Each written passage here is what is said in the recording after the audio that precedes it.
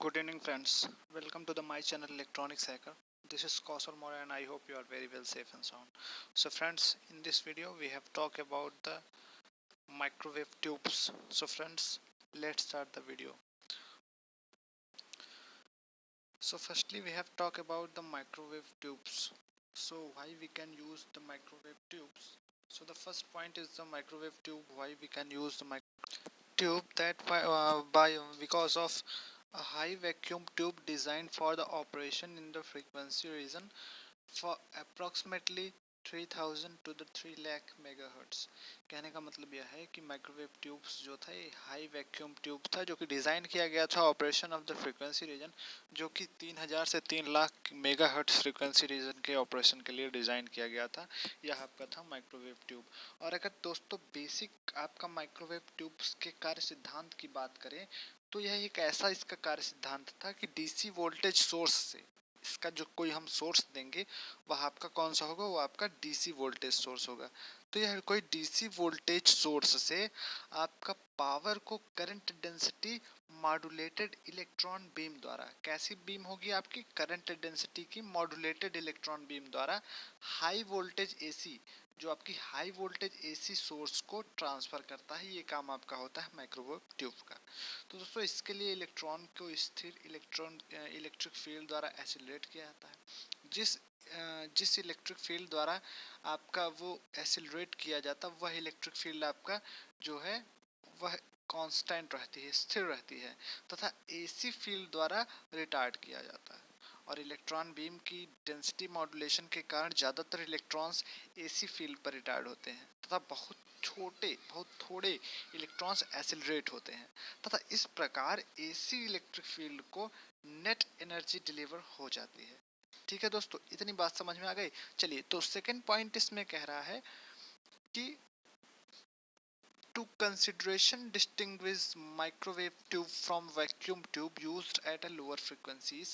तो दो कंसिडरेशन इसके थे जो कि माइक्रोवेव ट्यूब को वैक्यूम ट्यूब की तरह जो है लो फ्रीक्वेंसी पे क्यों यूज किया गया, उसके दो कंसिडरेशन थे कि the dimension of the tube structure is relation to the wavelength, जो कि डायमेंशन था ट्यूब के स्ट्रक्चर का वह वेवलेंथ रिलेशन था, of the signal that generates or amplifies, जो कि सिग्नल जनरेट करा जा रहा था या एम्पलीफाई किया जा रहा था, and the time during which the electron interacts with the microwave field, और जो टाइम लग रहा था उस टाइम में इलेक्ट्रॉन इंटरेक्ट हो रहे थे माइक्रोवेव फील्ड के साथ। तो ये रही बात, ये जो दो कारण है इसके कारण जो माइक्रोवेव ट्यूब है ये वैक्यूम ट्यूब लोअर फ्रीक्वेंसीज के लिए काम करता था। नेक्स्ट है दोस्तों कि एट नेक्स्ट है दोस्तों कि at microwave the period of the signal is range of the 0.001 to 1 nano second. इसका जो पीरियड ऑफ सिग्नल था यह इसकी रेंज थी 0.001 से 1 नैनो सेकेंड, मतलब बहुत ही कम टाइम सिग्नल का जो है टाइम पीरियड था। And only if transit time is less than the quarter of the signal period, अगर ट्रांजिट टाइम जो है सिग्नल के क्वार्टर टाइम मतलब 1/4 टाइम के period do significant number of the electron exchange appreciable energy with the signal field, तो वह जो है इलेक्ट्रॉन एक्सचेंजेस होता था appreciable energy with the signal field. Next बात कर रहा है दोस्तों कि transit time is reduced in several ways, जो आपकी ट्रांजिट टाइम होती थी वो सेवरल वेज में रिड्यूस होती थी। Electrodes are closely spaced and made planar, जो इलेक्ट्रोड्स होते थे वो क्लोजली स्पेस्ड होते थे और प्लेनर होते थे कॉन्फ़िगरेशन में। And high inter electrode voltage are used, और इनके बीच का जो इंटर इलेक्ट्रोड वोल्टेज यूज किया जाता था दोस्तों यह बहुत ही हाई यूज किया जाता था, जिसके कारण हमारा ट्रांजिट टाइम जो है यह रिड्यूस होता था, बहुत कम होता था। और ट्रांजिट टाइम की रेंज जो होती थी दोस्तों हमने देखा कि 0.01 सेकेंड नैनो सेकेंड से 1 नैनो सेकेंड तक होती थी, ये बहुत ही कम है। नेक्स्ट पॉइंट दोस्तों क्या कह रहा है कि tube designed by the foregoing principle are effective for wavelength from a few meters to a few centimeters।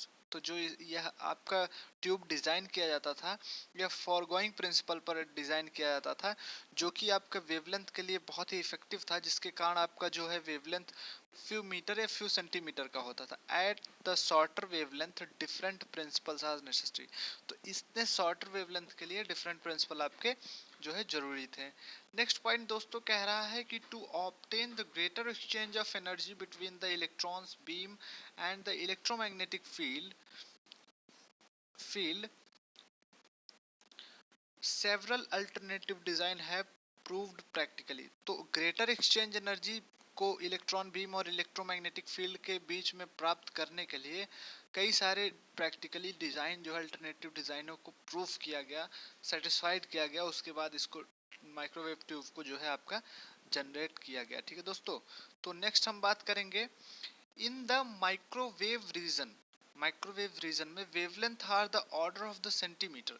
जो वेवलेंथ था वो सेंटीमीटर के ऑर्डर में था। And resonant circuit are the form of the transmission line that extended a quarter of the wavelength from the active region of the microwave tube।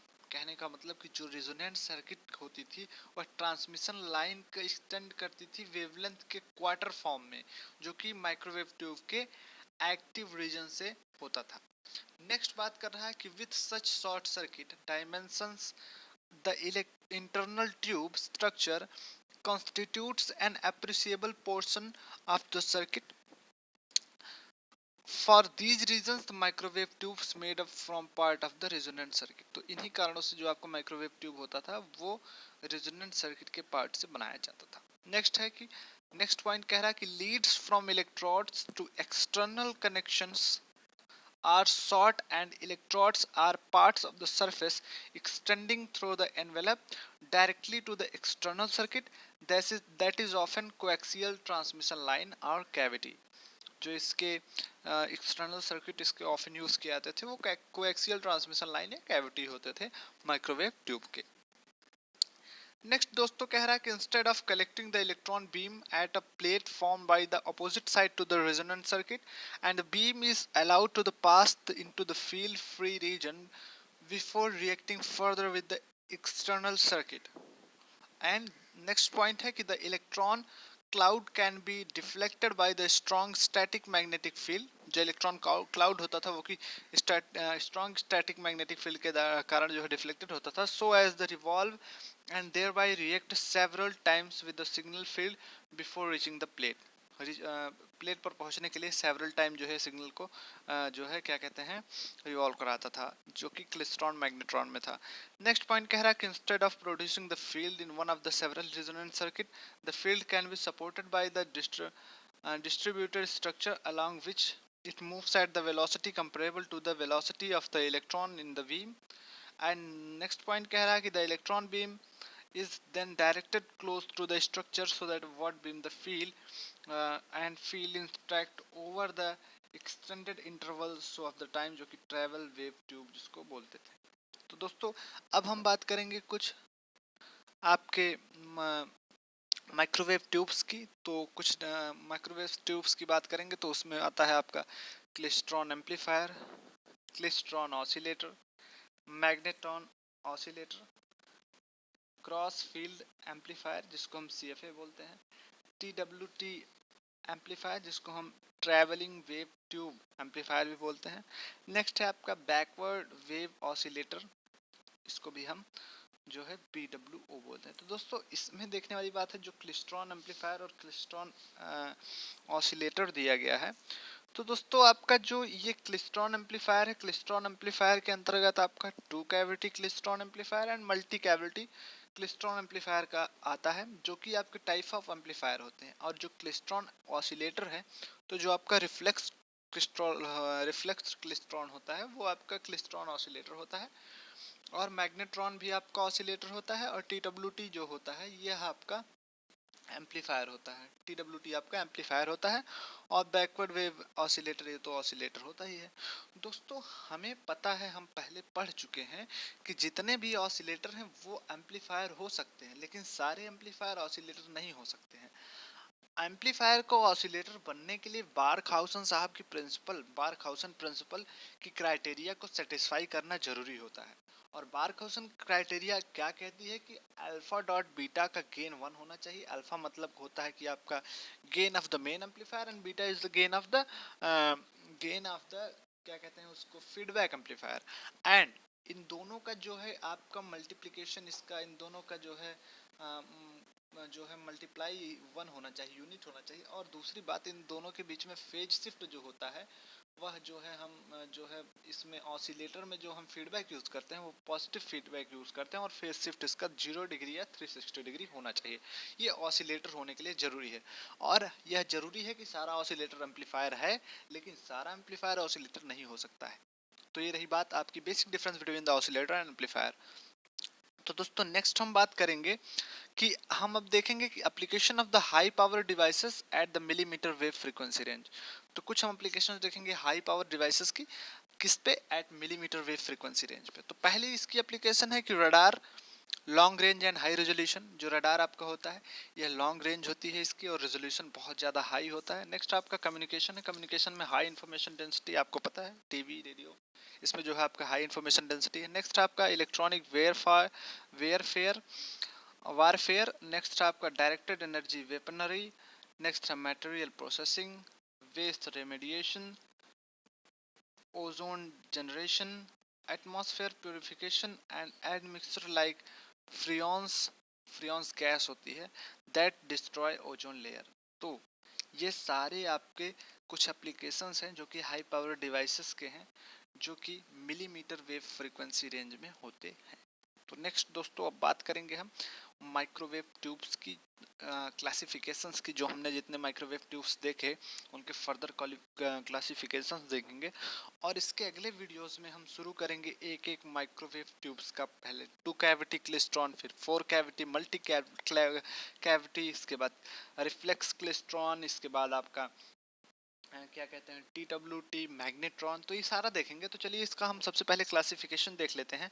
तो दोस्तों microwave tubes को further divided किया गया into the 2 parts. First part is the linear beam devices and second is the cross field devices. Linear beam devices ऐसे devices जो linear beam, सिर्फ एक beam जो है जनरेट करती थी, और क्रॉस फील्ड डिवाइसेस जो कई सारे फील्ड, उनके फील्ड जो होता है क्रॉस होता था। तो लीनियर बीम के भी आपके 2 पार्ट, एक रेजोनेंट कैविटी और एक स्लो वेव स्ट्रक्चर, जो कि नॉन रेजोनेंट कैविटी होता था।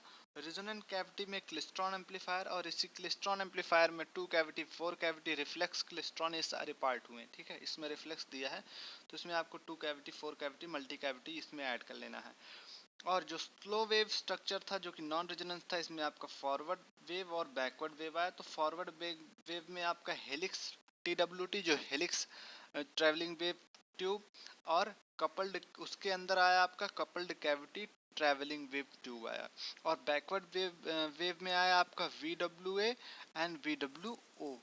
और जो दोस्तों माइक्रोवेव ट्यूब का सेकंड पार्ट था आपका क्रॉस फील्ड डिवाइसेस, वो उसमें उसके 2 पार्ट थे, मैग्नेट्रॉन और CFA, 2 पार्ट थे इसके। ठीक है दोस्तों। तो दोस्तों ये रही बात आपकी माइक्रोवेव ट्यूब्स के फर्दर क्लासिफिकेशंस की। और नेक्स्ट हम बात करेंगे आपका माइक्रोवेव सोर्सेस की। तो कुछ हम इसमें माइक्रोवेव सोर्सेस की बात करेंगे। तो इसमें हाई पावर माइक्रोवेव ट्यूब्स की बात करेंगे। तो फर्स्ट है आपका क्रॉस फील्ड डिवाइसेस, जो हमने अभी देखे थे।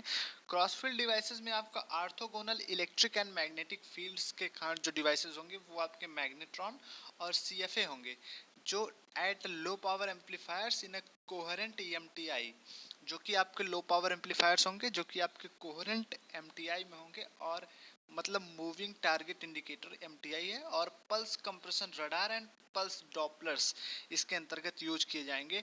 मतलब इन सारे में ये आपके क्रॉस फील्ड डिवाइसेस यूज की जाती हैं, जो कि आपकी होती हैं मैग्नेट्रॉन CFA, इस टाइप के सारे आपके होते हैं।